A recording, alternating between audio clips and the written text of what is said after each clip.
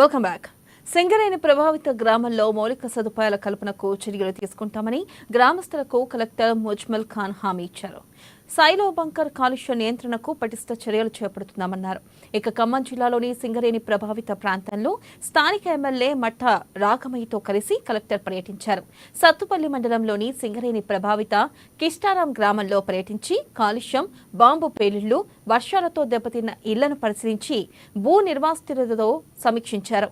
ఇక సింగరేణి యాజమాన్యం ఏర్పాటు చేసిన సైలో బంకర్ ద్వారా తీవ్ర ఇబ్బందులు ఎదుర్కొంటున్నామని, నీరు, వాయు, ఇతరత్ర కాలుష్యం అవుతున్నాయని ప్రజలు కలెక్టర్కు వివరించారు.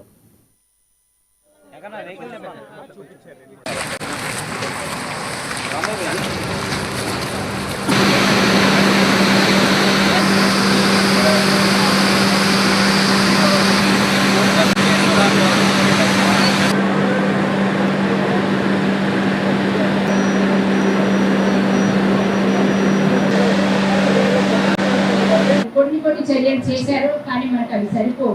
మొన్న వర్షాకాలం మనం చూసాం, చాలా ఇళ్ళు దెబ్బతిన్నాయి. మరి మన వాళ్ళందరూ కూడా ఇళ్లలో ఉండలేని పరిస్థితి ఉంది.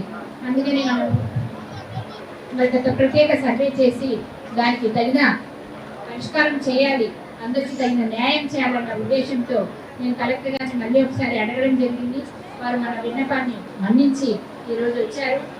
ఆయన స్వయంగా పరిశీలించి సైలో బంకర్ కానీ, అంబేద్కర్ నగర్ కానీ, ఎస్సీ కాలనీలలో ఉన్న ఇళ్ల పరిస్థితులు, ప్రజల పరిస్థితులు పరిశీలించడం జరిగింది. గమనిస్తే మొట్టమొదటిగా చూడండి మేడం గారికి ఇంకొక ప్రోగ్రామ్ లో కూడా చెప్పడం జరిగింది.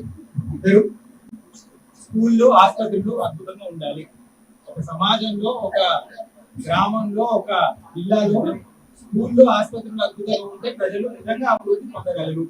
మిగతా ప్రోగ్రాంలు నడుస్తూనే ఉంటాయి. మిగతా ప్రోగ్రాంలు కొంత సమయం తీసుకున్నా ఈ రెండు వస్తువులు అయితే, ఈ రెండు మౌలిక వస్తువులు అయితే ఖచ్చితంగా అద్భుతంగా నడిపించే అవసరం ఉందనేది ఎమ్మెల్యే గారిని పొద్దున కార్యక్రమంలో మాట్లాడుకోవడం జరిగింది.